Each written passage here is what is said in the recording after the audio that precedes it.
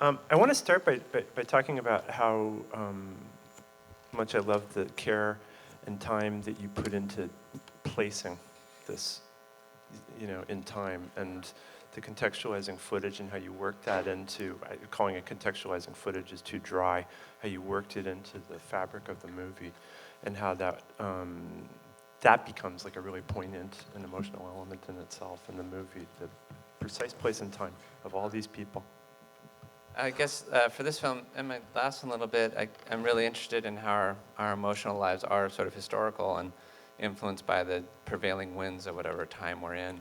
So the 1979 and all the contents therein is sort of like the fifth Beatle of the movie in a way. Yeah. And for me, it's not just like the punk scene or whatever was incorporated. It's sort of like the 1979 emotional accuracy, or like what are the interior concerns, what are the thoughts and feelings and predilections that go on then, and that was really hard and interesting to try to research and place in the film, and like the interior part. Yeah. Well, it's particularly when you get into the fact that Annette's character is a child of the Depression, which is something that seems completely far away, if not unknown to a lot of people who had no contact with that.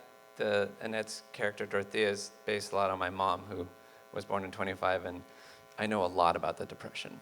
I was told about it frequently. So, but Annette and I did an interesting thing. So, she's based on, this character is based a lot on my mom. My mom's very much a mystery to her, and that time is a mystery to me. I'm born in '66. It's a huge generation gap, which is sort of what the movie's about in a way. So we watched a lot of old movies and like 1937 Stage Door, just Bogart films, and it really helped me figure out my mom's way of responding to things and all the really subversive, strong, funny women in those films from the 30s and 40s.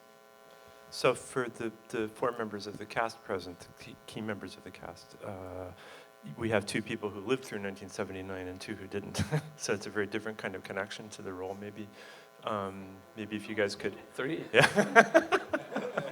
Just a guess.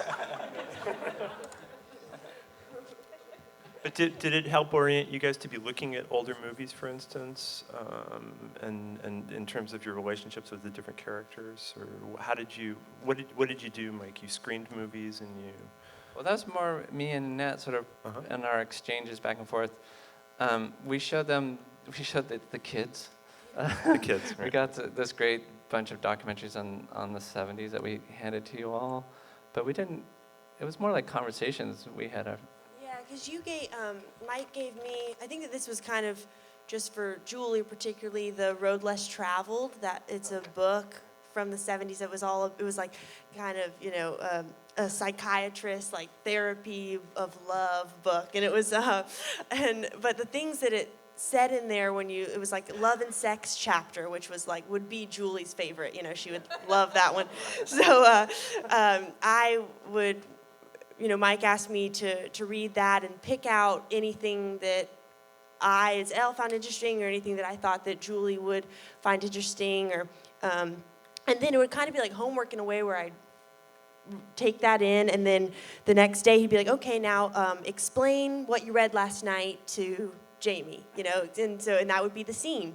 So I'd had my notes and be like, and stuff would be crazy in there, like, marriage isn't real, or, you should have open relationship. Like, it was just like real kind of woo, but stuff that Julie would, abide, be like, those are her, rules of life. So that was something So when Julie L, whoever she is, talks about love and marriage in the movie, when we came to those scenes, I'd be like, okay, Al, now just do your Road Less Traveled thing. Yeah. And she'd be like, oh, shit. And she'd come back to just sort of come up with Julie's interpretation of what she read. And I love that we had that little process going like that. Mm-hmm. Lucas, did you have reading assignments too?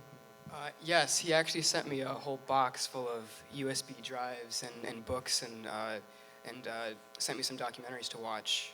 Specifically the 70s, the CNN documentary. And he also sent me this book called The Cultural Dictionary of Punk, which I found super helpful because as a teenager myself, I really do understand the struggles that come along with being a teenager, but like you were saying, it's different emotionally too in the time. So one thing I didn't identify with yet was the more self-destructive, the more destructive side of punk, you know, that I didn't necessarily understand as much as I wanted to. So I think definitely watching that documentary, understanding why people did these things, and really every time they made a pop culture reference, just looking up at the cultural dictionary of punk, pausing, being like, okay, what does this mean? And I think that definitely that gave me a much better understanding of like the emotional state in that time period. You know? So Annette and Billy, I'd just sort of like to get you guys to chime in on how you placed yourselves, your characters within that time. I mean, I must say that that's where the ring of familiarity really hit me hard, because I knew a lot of people, like your characters. Well, I grew a mustache and I was there. That's So it. that, yeah, It's there you go. It's kind of, Yeah. it's mostly facial hair for me. I mean, I'm glad you read books and stuff. You didn't watch any? You know, that stuff, that time is very familiar to me. That was, I was 10, 11, 12, a very formative, you know, period to be going into puberty, seeing adults around you relate to the world in a different way. So all of those things, they have a romantic, you know, tint to them for me. So it was hard in some ways to not idealize it and try to live in that experience as an adult too, who was kind of recovering from the 60s. So I found it fascinating to sort of play my parents during that time, because they were probably about the same age that I was. So the end. Annette? When we were talking on our way in, we were saying that you and I both had different kinds of moms. Oh, right. But Right, so I was 19, right? Is that the math? Yeah, I was 19 in 1979. So when I read the script, that was my, as an audience member, which is always the most, I guess it's the most important read that you have of a script, right? The first time you read it, because you don't know what's going to happen. Just anyway, I very much was fascinated by the world, because not only that, but I grew up in San Diego, which is very close to Santa Barbara. My world was a different world than this world that I grew up in, but the time was the same. So that was, I loved the script, because I thought it contextualized that period for me in a way that I had never seen.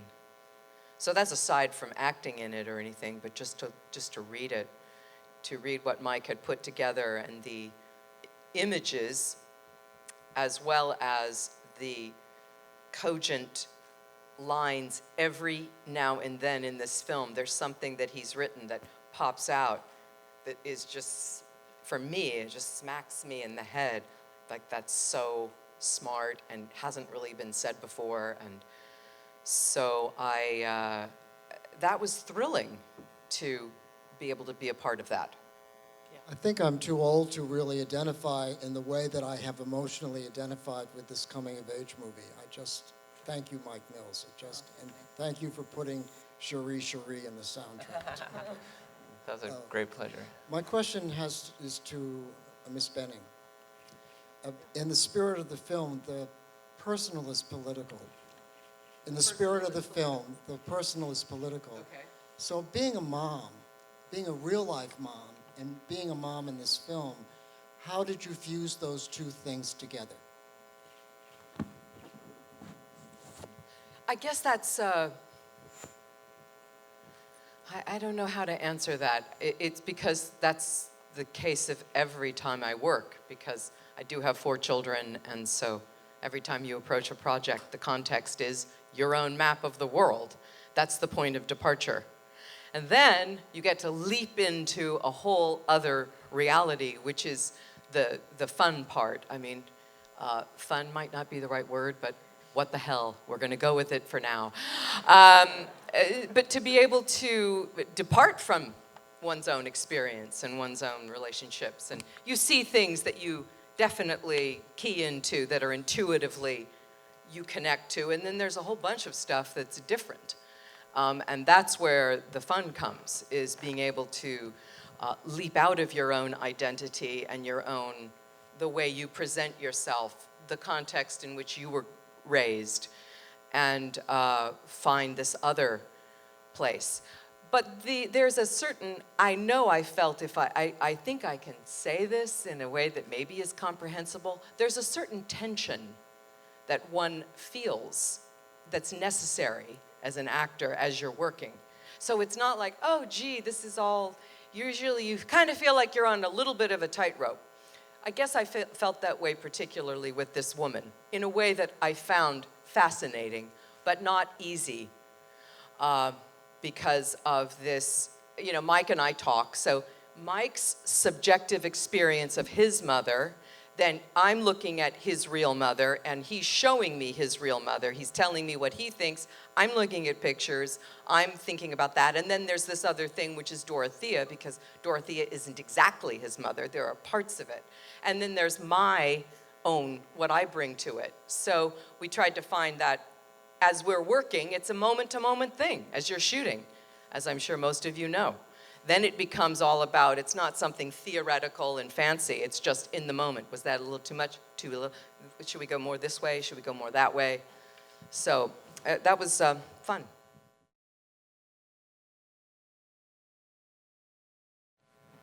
To jump on something Annette said, I'll answer that about music and the stills. It was, to me, Dorothea is very much Annette, and Annette's body and timing and soul, and it was fun to sort of show her my mom, always saying to her, like, take what's interesting and dump the rest, But having known my mom, you all should make movies about your mom, because it's really a trip. And then have an amazing actress do it, because she's taking some of the ingredients that do come from this real woman, but then exploring them in this way that's not exactly what she did, and that's great, because it's totally alive for Annette and totally alive for that moment in the film. And it was really fascinating to watch her take it and run in her own direction. So the question about music and stills, some of the older music, like as time goes by from Casablanca, I was so happy that we got that, and just Casablanca and Bogart is so important to the Dorothea character. And to me, it's sort of defining the film in a way. And you could reduce this film to like, it's as time goes by meets the Buzzcocks and all the problems that happen therein, I should have pitched that a long time ago. I had to finish the whole movie to understand that that's The what movie's the movie done now, was. so. Yeah.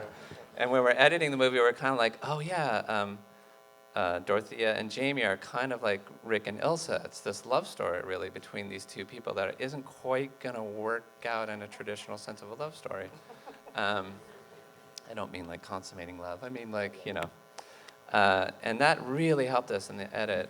So the music is part of the culture of each character. It's part of their history, but it's also really a part of the storytelling, And that was fun to figure out. And then the stills and all that, I went to art school. I didn't go to film school, and like conceptual art is such a huge part of my life. So it just feels totally normal to me. I can't understand why everybody doesn't do it, And especially if you're interested in history, it gives you access, but also just as a film medium thing, I love to break away from live action photography and find other ways to sort of expand the filmic experience. Another thing another really important element in the movie is that that half-finished house. Yeah. That's, must have been a great thing for the actors too, to inhabit. There we go. Well, the first day, I remember the first AD said, if there's an earthquake, stay away from the chimney. He did. So it made me feel a little unsafe if that's what you were going for. I don't know. Dad wanted a prevailing sense of tension. Yeah. Okay, good. Yeah. I remember the first thing we did in the house together as a group is we had like a dance part. We started having these dance parties, and we had music for each kind of character, and we just blared music in that. It's great. 1906 house that's totally falling apart. You can see daylight in places you shouldn't. It's like it's a gorgeous thing.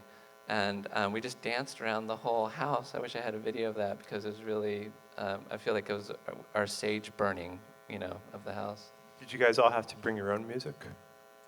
I'm a little controlling in that front. Oh, so. I got like emails and Mike was like, this is, well, I think you gave me a few options, and then out of the options, I chose a song, yeah.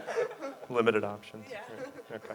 I Feel Love, right? Donna Summer? Rhiannon. Rhiannon. Yeah. That's Julie's Or I tune. Feel Love. We did both, but Yeah. Rhiannon was.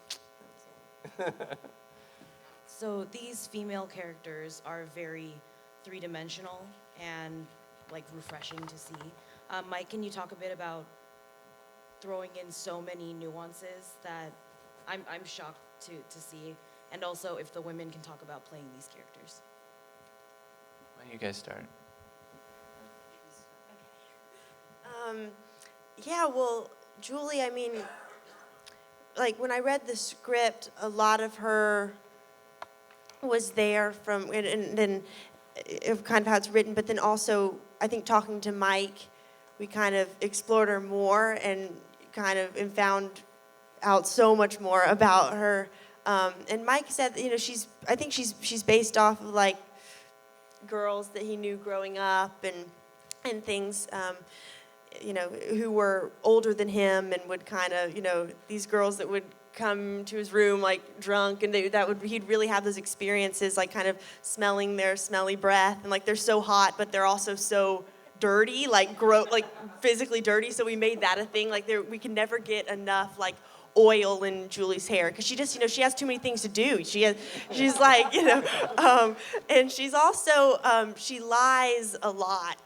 She has this very studious side that she shows to the parents, but then also this whole other side to her that she's very promiscuous and with a lot of boys, and but I think that she kind of thrives on keeping those things secret, like those secrets keep her going. And because I like being in high school and all of my girlfriends, like I related to her in certain ways.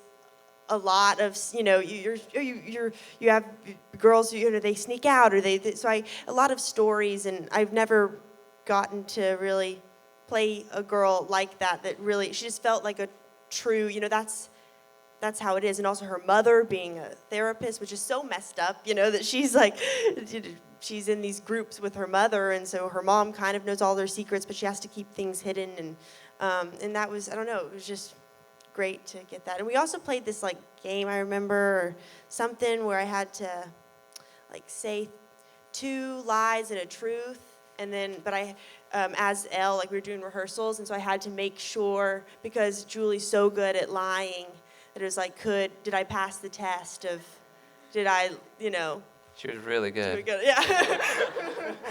So yeah, she was really cool. Also a question for Annette.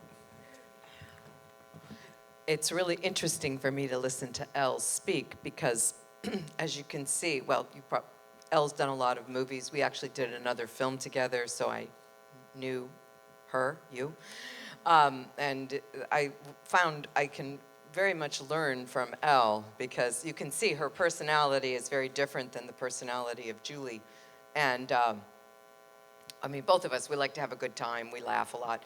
She has the most hilarious laugh, and she's such a joyous person, but also so intuitively skilled.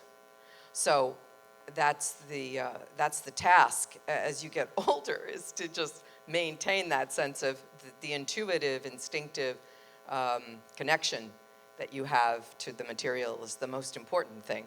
And all the intellectual, discursive thinking stuff is less valuable unless it gets you to a moment that has some sort of life to it.